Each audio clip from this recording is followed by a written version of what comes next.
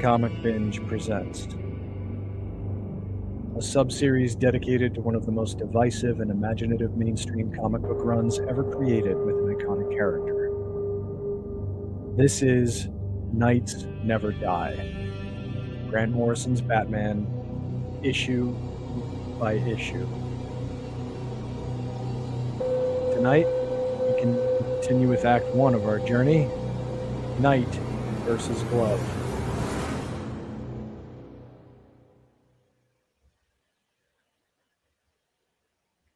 Yo, hello everybody. Welcome back to Knights Never Die, Grant Morrison's Batman issue by issue right here on Comic Binge. We're very pleased to be back here with you. I'm, of course, Comic Binge Bottoms up. Chris Clow. Yeah, there you go. It's one of those weeks, I think, huh? You got to get that Diet Coke mainlined in, right? And we're back with an issue that returns us into the ongoing dynamic narrative driven by writer Grant Morrison on the main Batman title. If you'll recall, the last time we got together for K&D was for a very divisive crossover event across the entire Batman line, which left this panel and I think many contemporaneous readers pretty cold. But we're getting back on track here, and I'm joined once more by my partner in crime fighting from the Flash up to speed with Wally West and reviewer extraordinaire at Batman on Film, podcaster at the 007 Files, common Comic Binge friend and panelist, Mr. Javi Trujillo. And, of course, also Comic Binge founding father, Paul Hermann. Gentlemen, how are you doing this evening?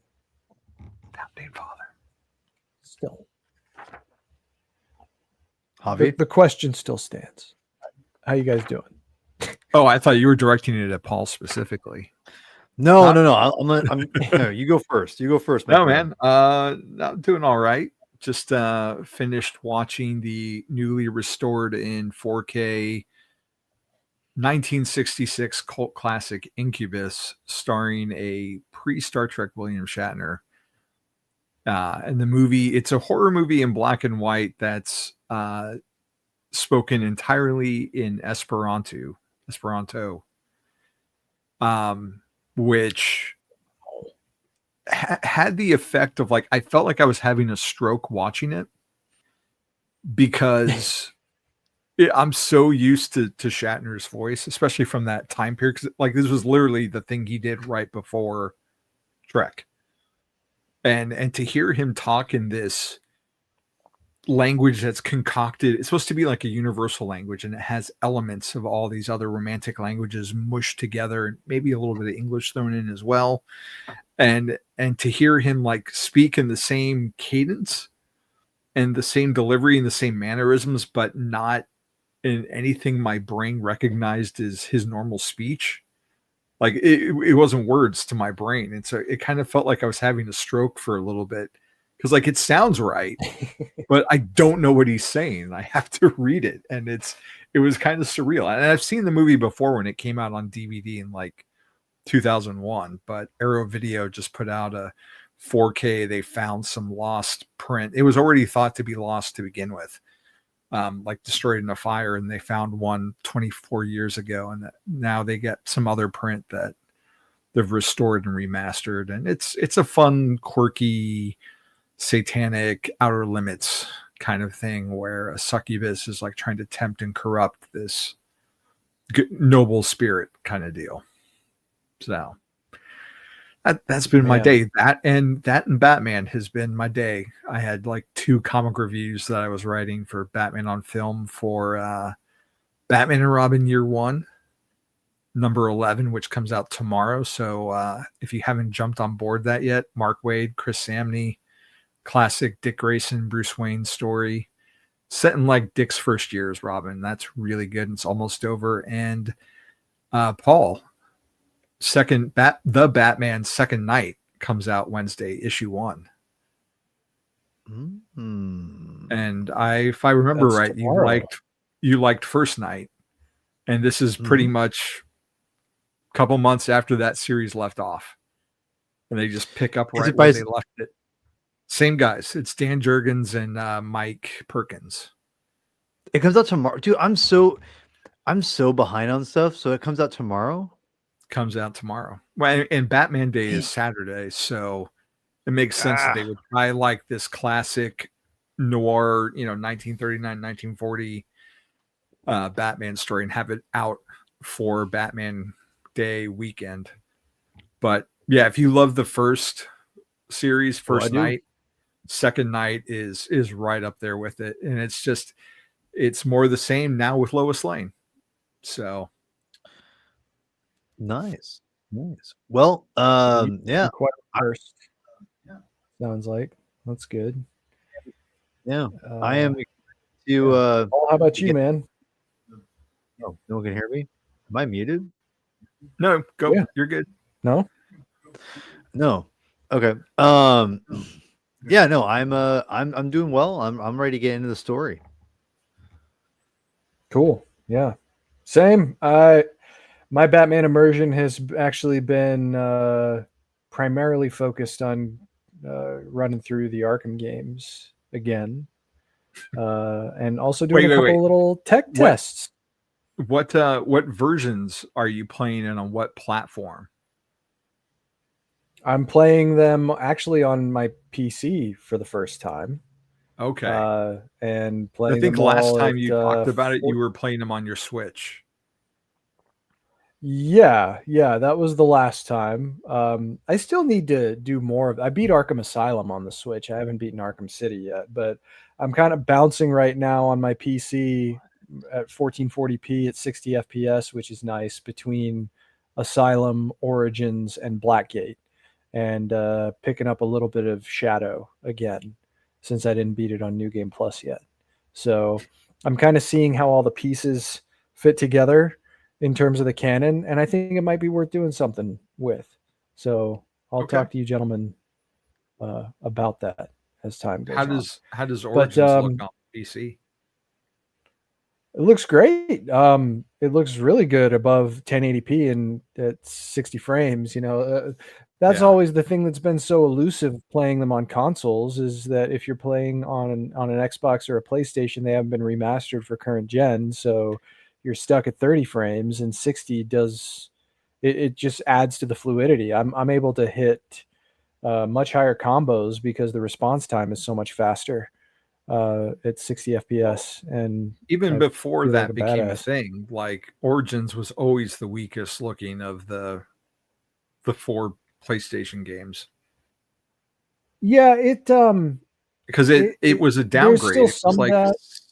It was like a 720p, if I'm not mistaken, versus Arkham. I think it was on City was on 1080. 360. Yeah, I think on 360 it was locked to 720p, and maybe on the PS3 as well. But kicking it up to, and it's not like I have a top of the line rig or anything, but kicking it up well above 1080p on my PC with such a smooth frame rate is pretty revelatory. And I'm having a lot of fun with it. So 720. There you go. 1080. All right, there you go. Later games downgraded in graphics. Well, I'm playing it. Let's see. That 2 times the resolution that you could get on a PS3 version than on my PC. That's awesome. And way better performance, like upwards of 100 FPS on the PC. So it's pretty nice. It's pretty nice. But we do have another old Batman story to talk about here, and we certainly shouldn't belabor the point too long, because this is a rather eventful one. I think we are jumping into Batman number 672, which came out in 2007, very late 2007. December 26th, actually, the day after Christmas, is the street date for it. The cover date of February 2008, as you can see up in the top right-hand corner there. The issue was, of course, written by Grant Morrison, and this marks the 3rd issue of penciler Tony Daniel as the ongoing series artist.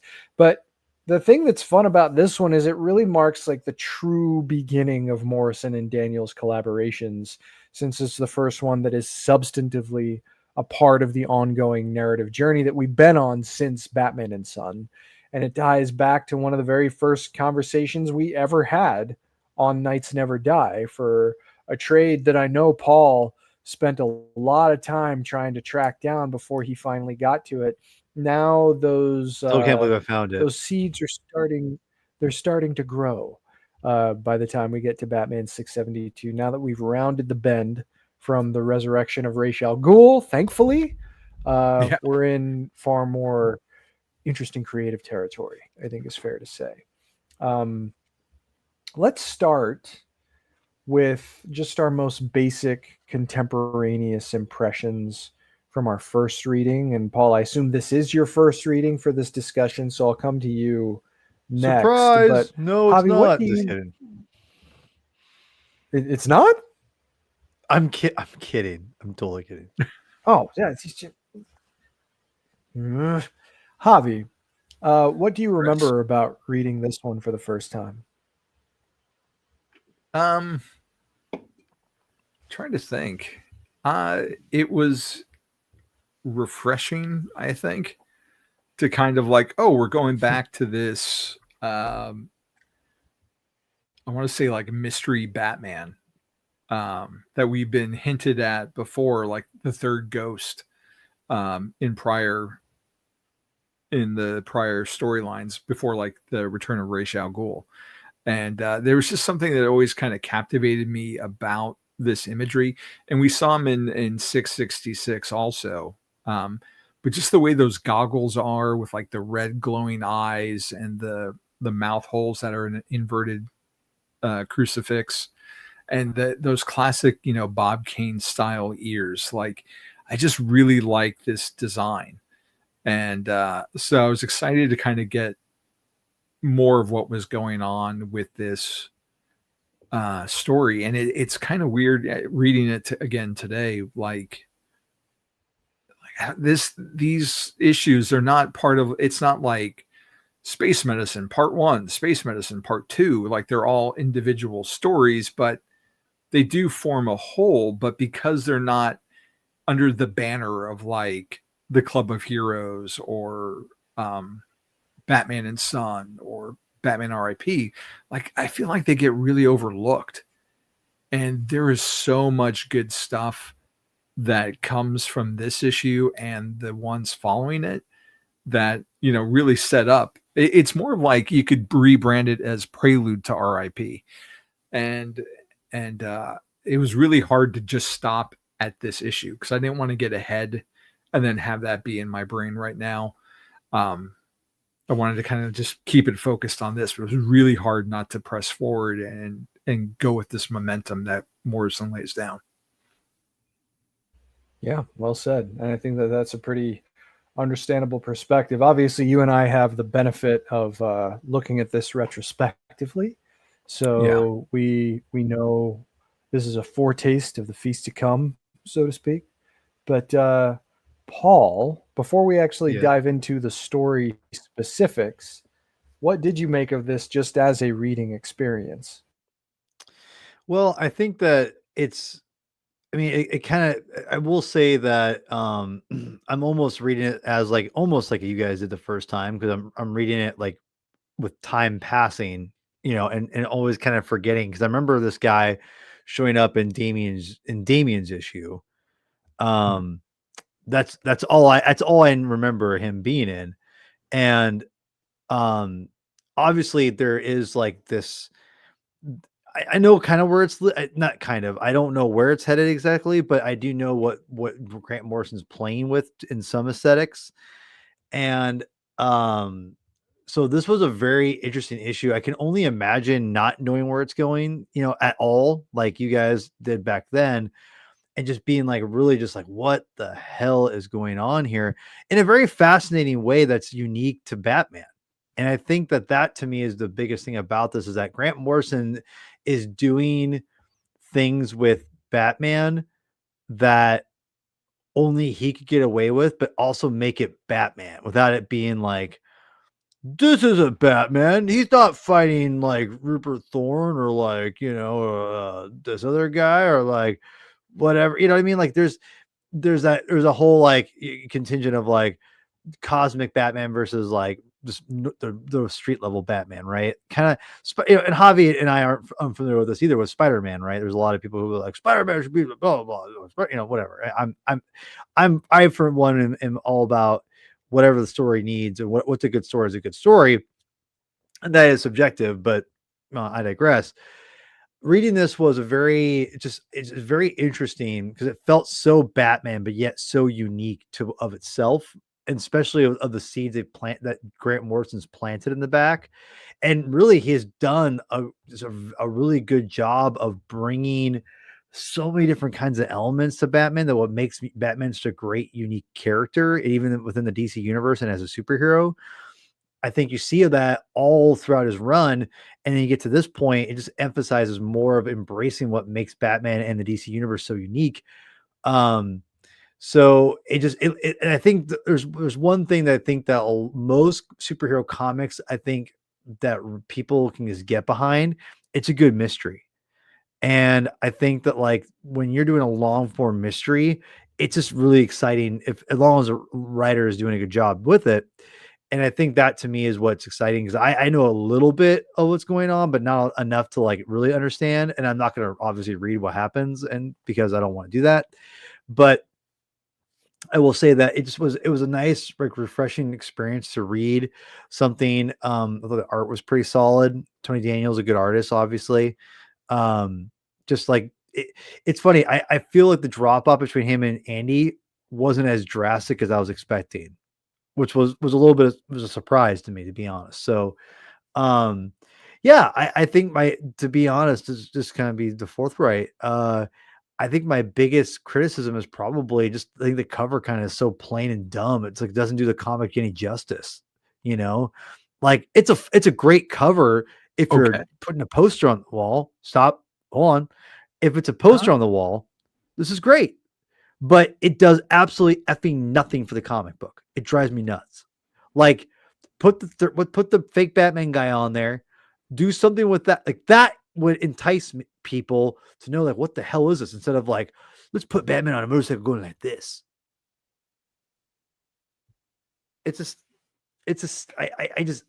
I'm so done with these covers. I hate them. Anyway, I enjoyed the issue.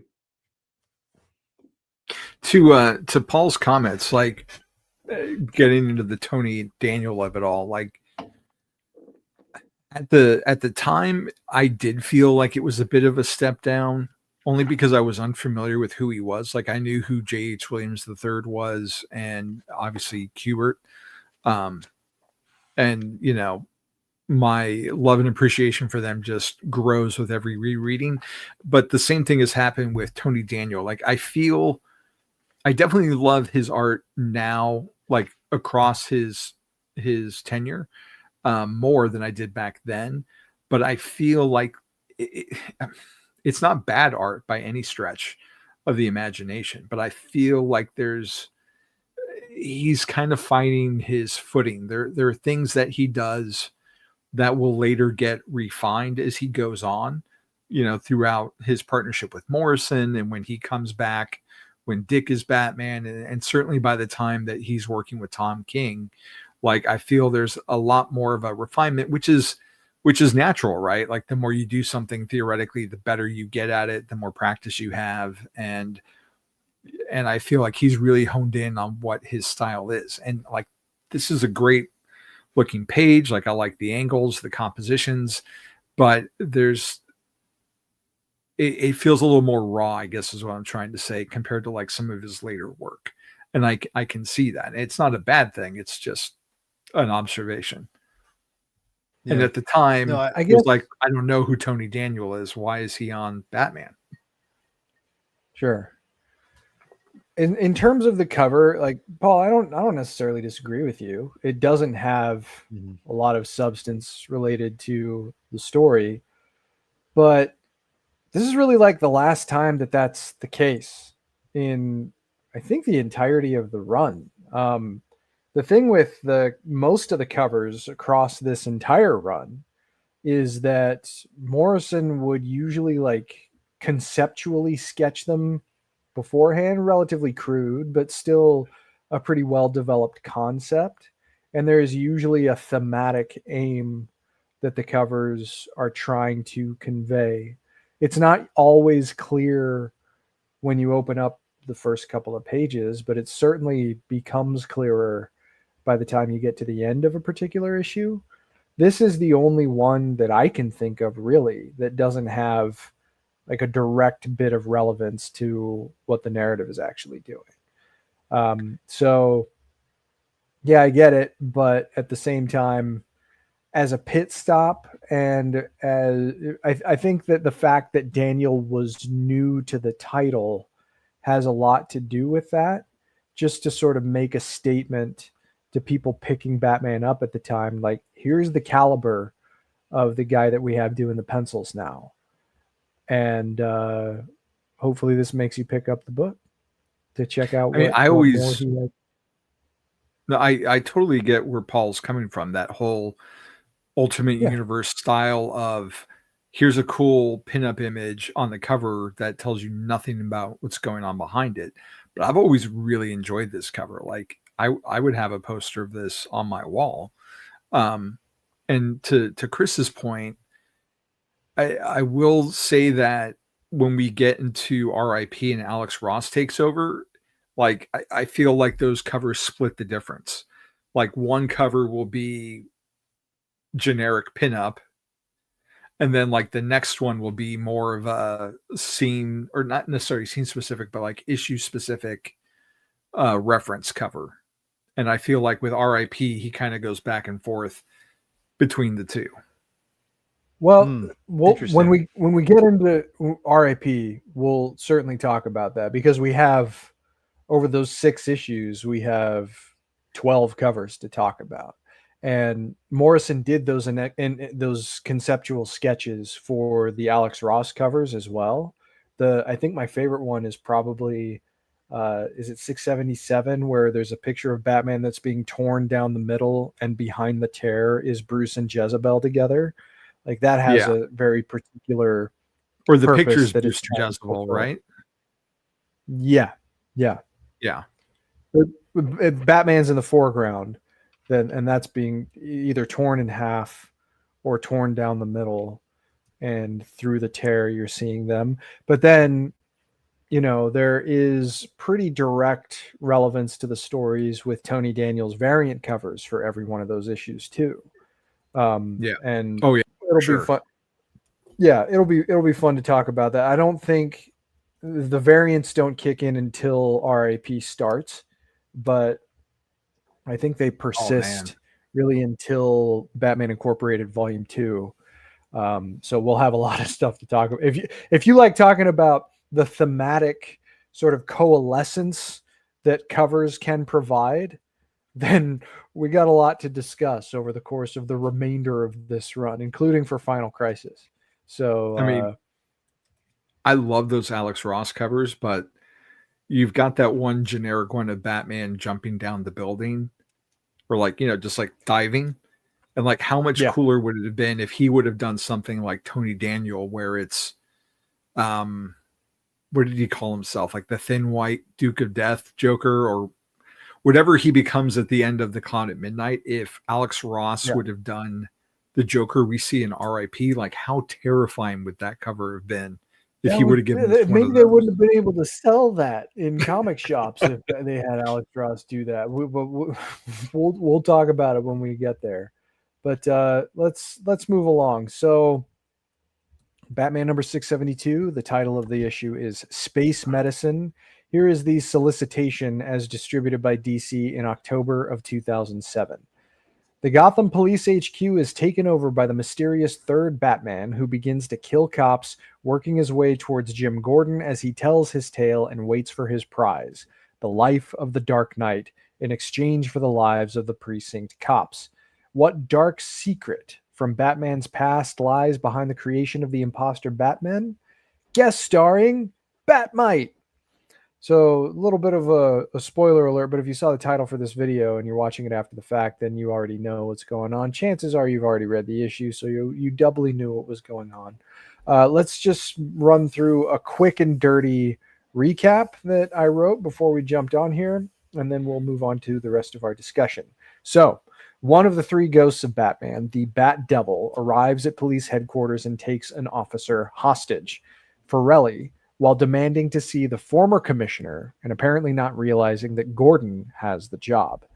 Meanwhile, the media is infatuated with the romance of Bruce Wayne and Jezebel Jet, speculating that wedding bells could be in their future. Bruce and Alfred briefly speak about the butler's advice to him way back in Batman and Son about not neglecting Bruce Wayne, but Alfred wonders if Bruce may be overdoing it. Bruce, however, feels a strong connection to Jezebel, especially considering their shared history of the violent losses of their parents. As they prepare to base jump in the city, the bat signal interrupts, causing Bruce to abandon the date and head toward the police headquarters set alight by the Bat Devil. Gordon negotiates himself as the Devil's hostage since Commissioner Vane is unavailable, and the men head to the building's roof. Batman descends on the scene, immediately recognizing the Devil and the fact that he is well trained. But he's shot with an explosive round in the chest, and he begins to lose his grip on reality as his heart slows down. With his heart stopped, he enters a hallucinatory state that seems familiar, and with 5 minutes until brain death, Bat-Mite appears to save his friend. So, that's a lot of stuff that actually happens here. I mean, honestly, this is probably the most... basic is the wrong word because and hello Chris, thank you for joining us, my friend. Basic is the wrong word, but I think that it is relatively straightforward from a narrative perspective, and then it just kind of swerves into this far more like ethereal metaphysical territory by the time we get to this page. And this is really where a new form of narrative strangeness starts to take over the narrative, because now we're invoking the first substantive mention of Zur-Anar. And people who've been following this show, if you have been following along with us, hopefully you read Batman number 113 a long time ago and saw what the source of that is. But for most people, when this issue came out, they didn't know what the hell to make of it. And I was among them. Like, I was not very well versed in Batman Silver Age history at that point, but it sure made me curious, and I started to get more familiar precisely because of what this issue was laying down. And Bat-Mite, of course, you know, coming more from, I guess, the Superman school of thought when it came to fifth dimensional imps, like, I knew that Bat-Mite and Mr. Mxyzptlk had some relation there, but seeing Bat-Mite in the newest issue of Batman in 2007 was a shock to me. Like, you could try to expect all the kinds of things that Morrison is going to do, but that was not on my bingo card when I woke up that day. But it was a pleasant surprise, just in the sense that it was unexpected. But did I have any semblance of what was actually going to happen? Hell no. But that's the kind of thing that draws me in.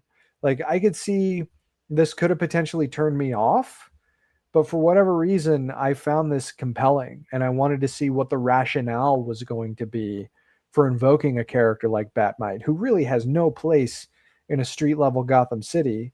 And I remember having a conversation with John Beerley a long time ago about around this point in the run, and he had the opposite reaction. Frankly, he thought that it kind of took him out of the story, whereas I was more sucked into it. And I respect that opinion, and I totally understand where it comes from. But to me, this was just like the first sign of something potentially special. I was hoping it was going to be special. For me, that bears out, but I can see why for other people it doesn't. But Paul, what's going through your head when you see Bat-Mite on the last page here? Man, you're not wrong. I mean, it was I remember vaguely when this came out and people were talking about it, because I was watching, you know, I was obviously in comic books at the time when this was coming out, And I remember it was a big deal that Bat-Mite showed up, and that Grant Morrison was doing some crazy SH over there because Bat-Mite, returned and everything. And I think that, like, I kind of, I forgot. And so when I saw two little pupil eyes on that last panel before the last page, splash page, I was like, oh yeah, Bat-Mite. And then I'll be honest, like, I'm very intrigued how Bat-Mite, it's a great panel. You kind of almost immediately know what's coming if it's the case, if you know it's, a little bit. I don't know, like, I'm very intrigued of what's going on. And like I said, only Grant Morrison could probably pull something off the zany and have it be grounded enough to be serious and not be a complete joke, I'm assuming. So, I forgot, was Bat-Mite in the Black Casebook?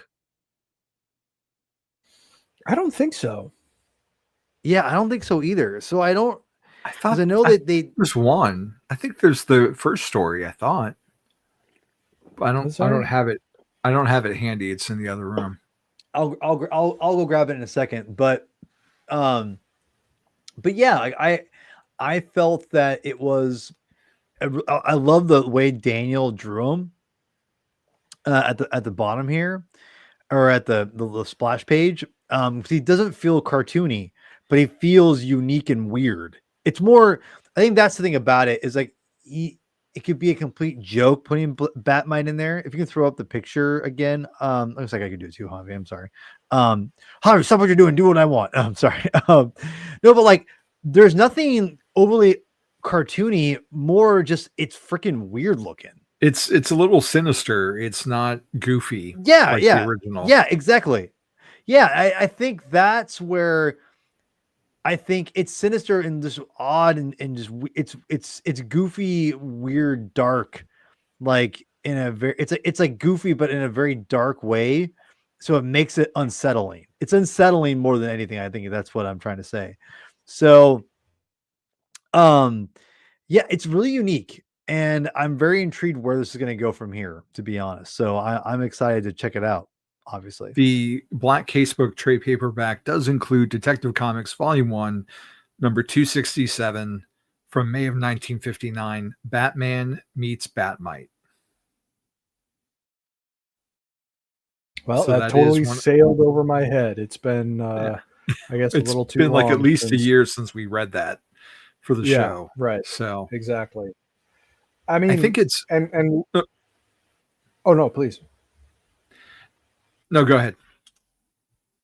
It's appropriate. I I should have remembered that, but the invocation of Bat-Mite, it just implies so many things without having to say a lot. Like that's the thing that makes this a really effective use of the medium and of canon, frankly, because if you have an understanding of who Bat-Mite is and what he can do and where he comes from and the kinds of things that he has normally been seen doing to and with Batman, then the possibilities for the storytelling increase exponentially just by seeing this page.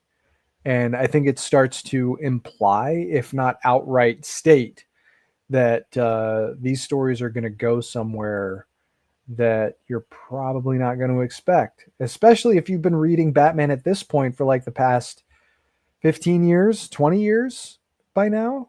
If you've been reading for the entirety of the post-crisis era, then Bat-Mite has not been a common fixture of the titles since even before that point.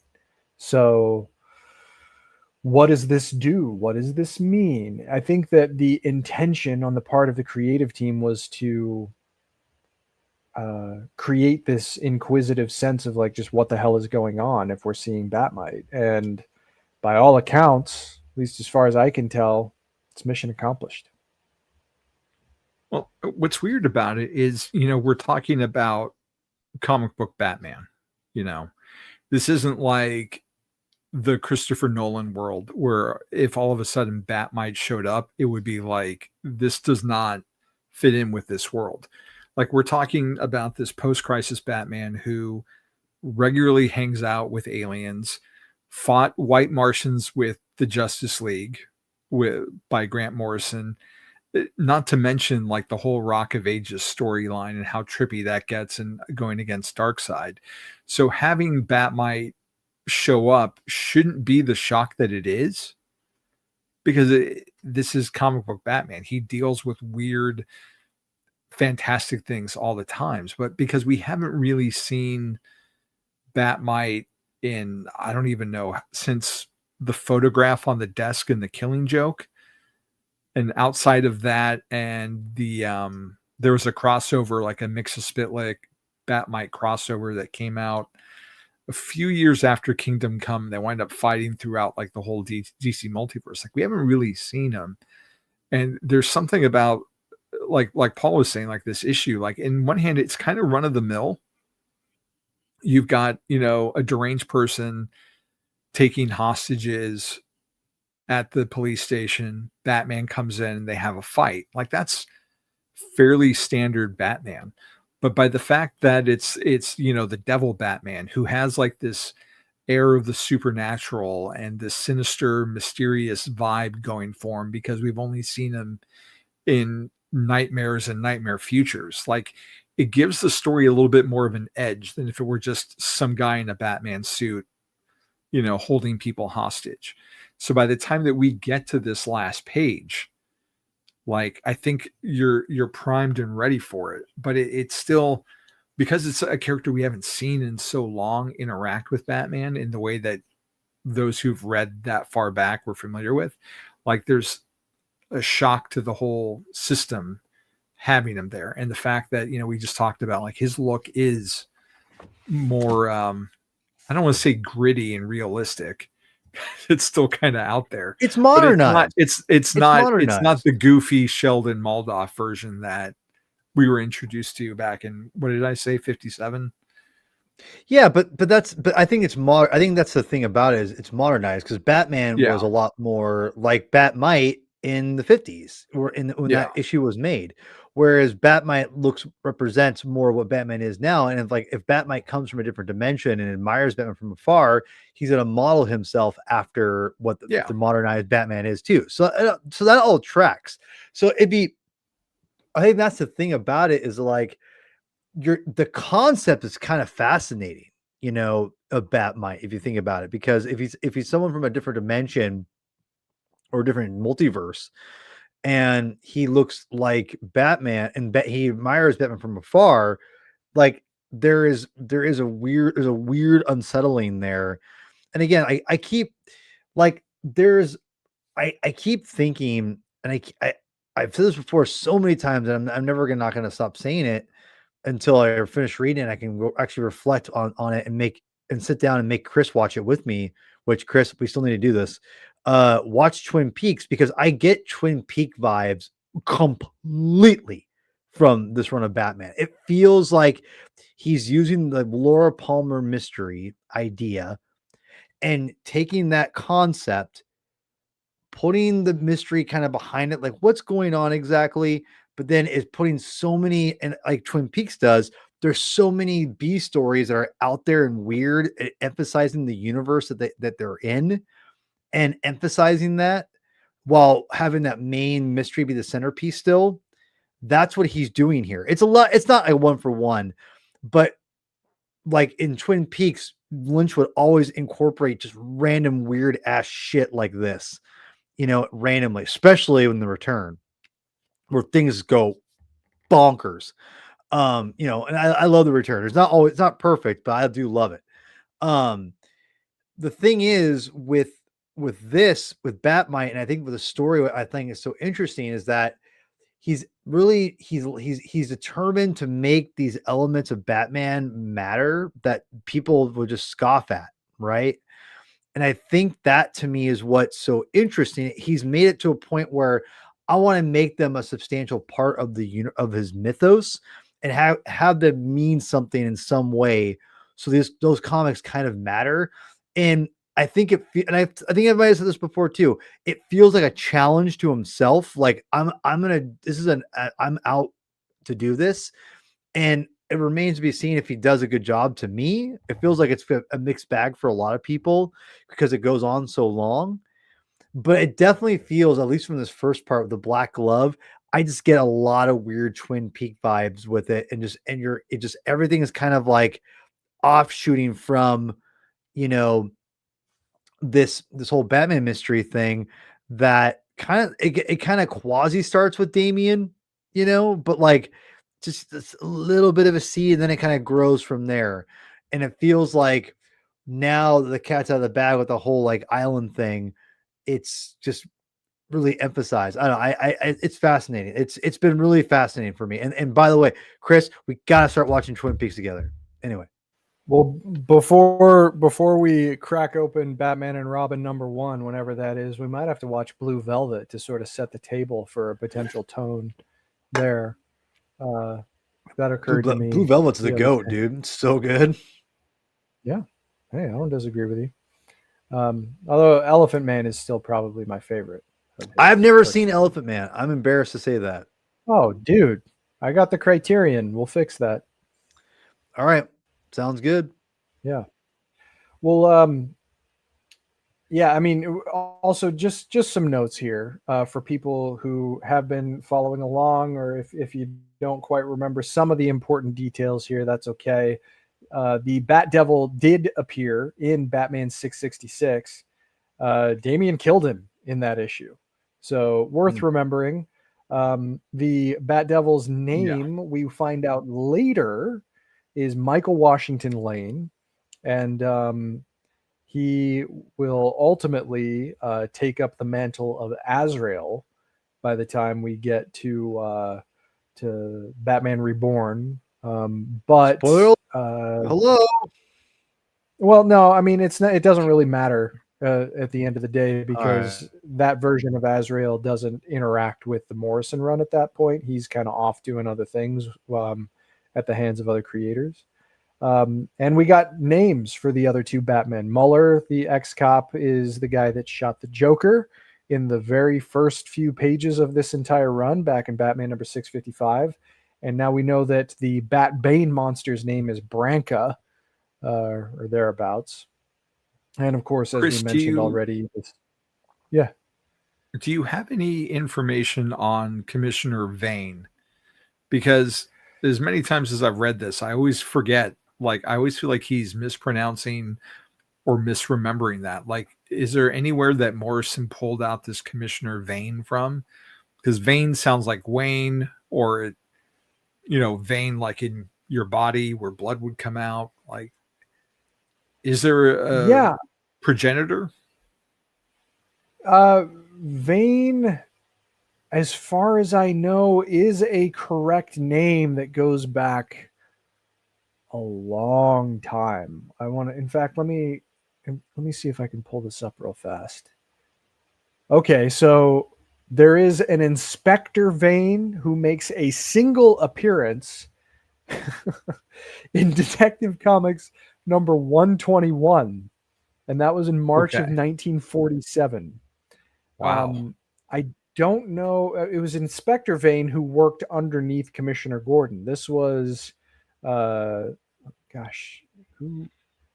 Airwave or the Boy Commandos? Gosh, this is definitely going way back.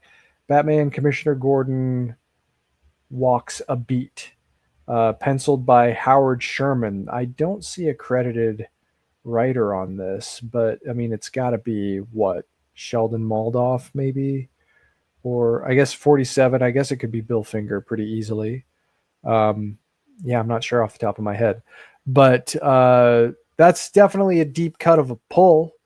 But I don't think there's much substance to it beyond that, as far as I know. I mean, the commissioner in Post Officer Down was what was her name? I can't even remember. And throughout Gotham Central, even.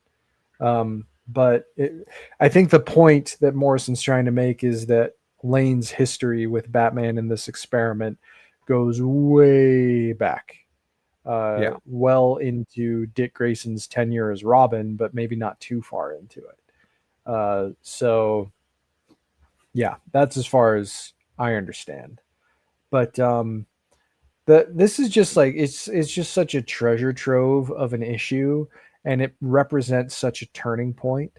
Um, I really do feel like this is a signpost for where the run is going to be going, at the very least through to the end of Final Crisis. You know, this is the first like substantive invocation of like cosmic level, I guess, strangeness, but it's all in service of a narrative that tries to say something uh, profound in some ways about Bruce Wayne as a character, and through the very unique prism that we get to observe via Grant Morrison. And you know, you got to give credit to Tony Daniel for rendering this issue as clearly as he does. And of course, you know, Guy Major's colors are great. Jonathan Glapian's inks are great. This is a top tier book, and I think it's pretty plain to see. Let's see, February of 2008. That was also the same month that the third issue of Jeff Johns and Gary Frank's Action Comics came out. So that was an embarrassment of riches. We were 3 issues deep into the new volume of Batman and the Outsiders. Same month as well that Booster Gold #5 by Johns and Dan Jurgens came out. That was the Killing Joke issue of that series. So this was quite a time to be reading DC. We were in the middle or the thick of getting closer to Countdown to Final Crisis, of course, is 12, 11, 10, and 9. So we're inching ever closer there. And yeah, the resurrection of Ra's al Ghul was also a little bit behind here. So we were just out of the Sinestro Corps War. This was a pretty interesting moment as far as DC publications are concerned.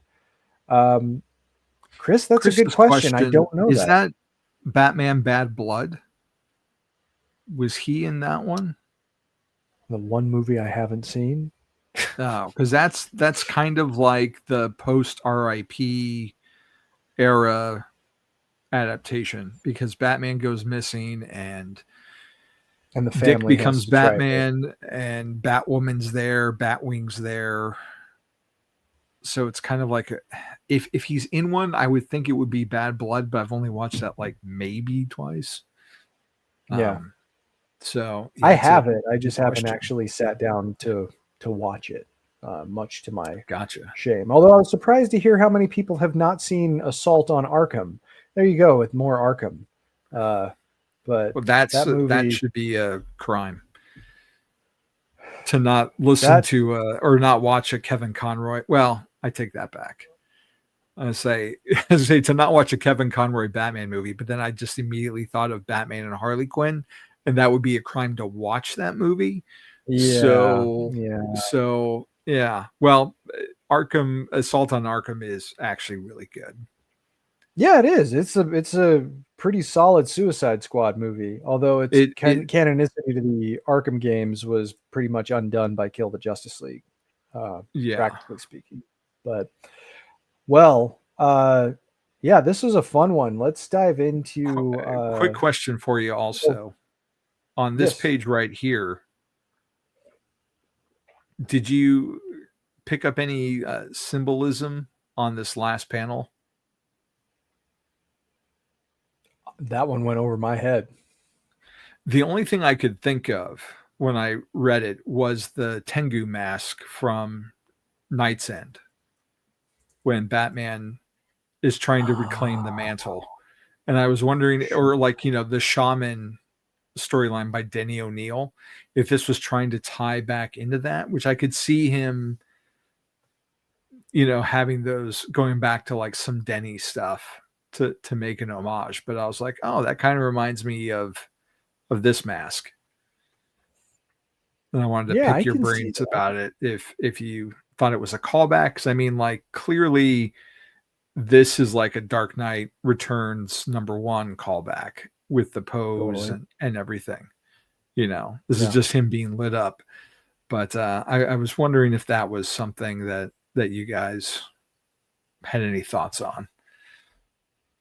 it didn't trigger anything for me as far as a callback goes, but it did trigger for me that there is like this sort of robotic element to it that seems to potentially invoke the mind alteration experiments that we will dive into in the couple of months ahead. You know, we're inching ever closer to RIP, and there's quite a bit of ground to cover before we crack open the first page for 676. Paul, were you trying to say something? You were muted.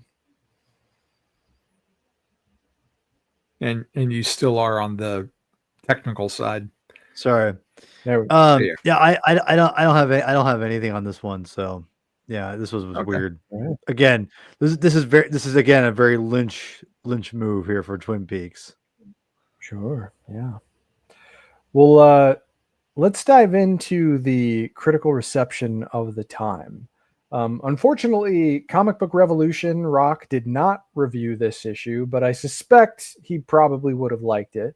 IGN's review by Dan Phillips was highly positive, since he awarded the issue 8.8 out of 10, calling it great. He said, quote, like most of Morrison's work, these 22 pages are stuffed with dynamic and engaging visuals. Tony Daniel provides 2 panels that more than recall Miller's Dark Knight Returns. Thank you very much. Provocative ideas and themes, and one hell of a fast-paced story. The challenge rests in your ability to give yourself up to Morrison, stop trying to figure out precisely what's going on, and just enjoy the thrilling ride. Look, I get the sentiment, and you know, it's positive sentiment, so it's not like I can dispute it, but I don't think that the intention, the narrative intention or the artistic intention is one of resignation, frankly. I think that it calls for active participation, especially if you are a Batman fan who has an above average understanding of the character and his history. This is the first issue that I think makes a substantive statement about the fact that, hey, you need to pedal to keep up a little bit. Maybe for a first read through, that's okay to sort of resign yourself to the insanity of what's going on. But on an ongoing basis, I think Morrison expects a lot of the people that read the books, and I think that's okay.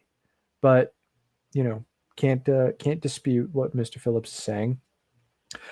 The BOF review for this issue by Bill Jet Ramey is generally positive. He says, quote, I've long maintained that Grant Morrison is looking at the big picture. While all these tangents he sends us readers on are maddening, don't you think that at some point it's all going to come together? Is this part of Morrison's grand plan? If so, will he provide old BW with happiness or another tragedy? So he's still kind of along for the ride. But wait, there's more. 3 days after Bill's review was published, and I forgot this. I remember reading these at the time, but I had forgotten that this happened, and I had to do a little bit of digging to actually find it. BOF published a second review for this issue by none other than the man, the modern myth, and the undeniable legend that is our good friend John Bierley. And here's some of what John had to say. Quote, so I Googled Zur-En-Arrh, and I found out that it's a planet from Batman number 113, all the way back in 1958, where Batman gets transported to the planet Zur-En-Arrh and meets that planet's own Batman, who himself was inspired by our Batman after viewing his exploits from across the stars with a giant telescope. Zur-En-Arrh also appeared as graffiti recently in number 664. Okay. On Zur-En-Arrh, our Batman got powers similar to their Batman. So is he tapping into his powers from Zur-En-Arrh? Again, I have no idea, but I really want to find out. And is Gordon okay? Damn it, Morrison, you pulled me in. Jed and I have talked about this issue, and we both share the belief that Morrison's got some huge, giant plan that's unfolding throughout these crazy, crazy issues. I'm curious to see what it is, and when it's all over, I hope it's worth the editorially unchecked insanity he's been getting away with so far. I'm still 2 minds about the Morrison run. I'd be a lot happier if we could transfer his run to All-Star Batman and have a more grounded writer on the regular Batman book. Oh well, and so we wait to see where it goes. Where it stops, only Morrison knows. Good old John. He had a way with words. He could spin a yarn, as they say. And I get his perspective, you know, especially at the time. This was a lot to take in, and it was such a departure from the tone that we had become so accustomed to for the past several years, more than that. At this point. John's name will come up a fair amount over the course of this, because he and I were both pretty deeply embedded in BOF on the comic book side while this was going on.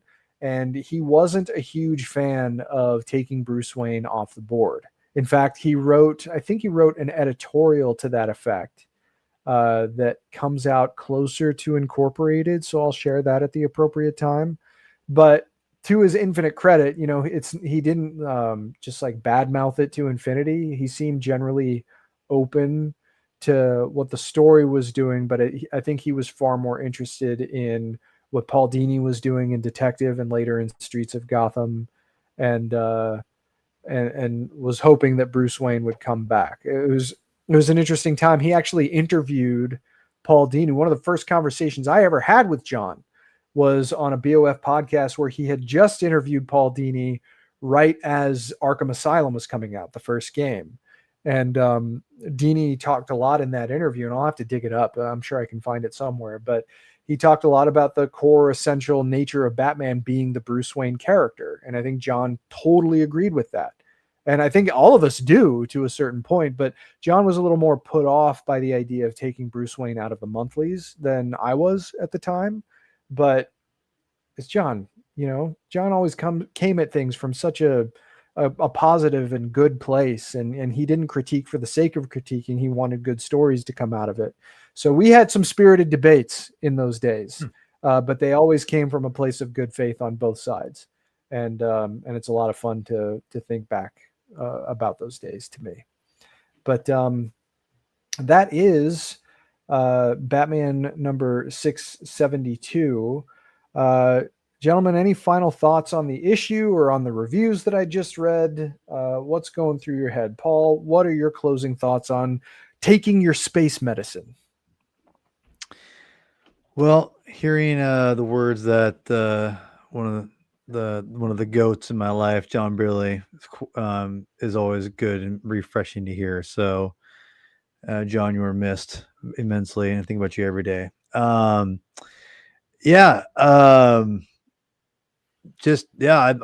really intrigued. Again, every time I read an issue of this from the actual story of that Grant Morrison's doing, I just think Twin Peaks David Lynch. So I'm itching to get you over to the house and start watching with me on a regular basis. We call it Twin Peaks night. We'll figure it out. We gotta get it together.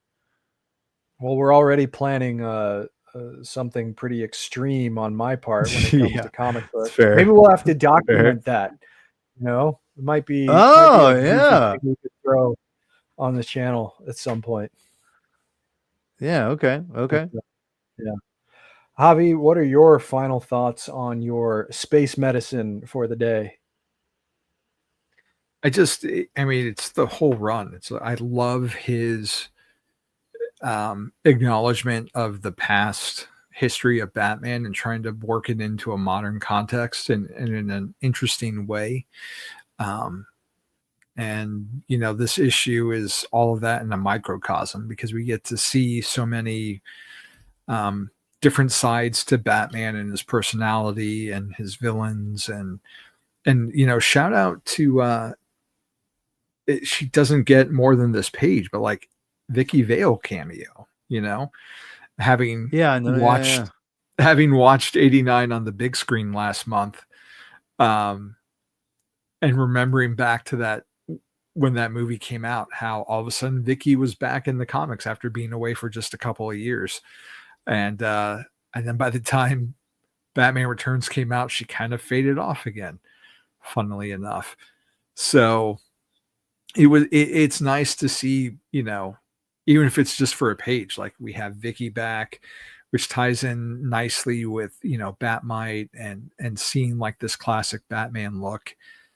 It's just a fun comic, man. And like I was saying earlier, like it's not part one of X. It's just a standalone story that, pushes the narrative forward and maybe not new reader friendly, as we've talked about with a lot of our Superman comic book stuff, but it's just a hell of a fun issue. And going through it, especially in that Absolute edition today, when you get to like these pages and these layouts by Daniels, like everything is just big and bold and breathtaking, and it was just it's such a fun read. And if you love Batman, like, just I understand Morrison's not for everybody, but I would definitely urge you to give it a shot.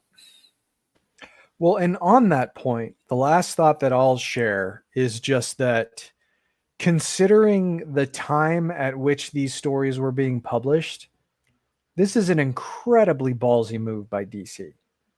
Especially by the time, I mean, when you think about the fact that RIP was the story that was coming out when The Dark Knight hit theaters.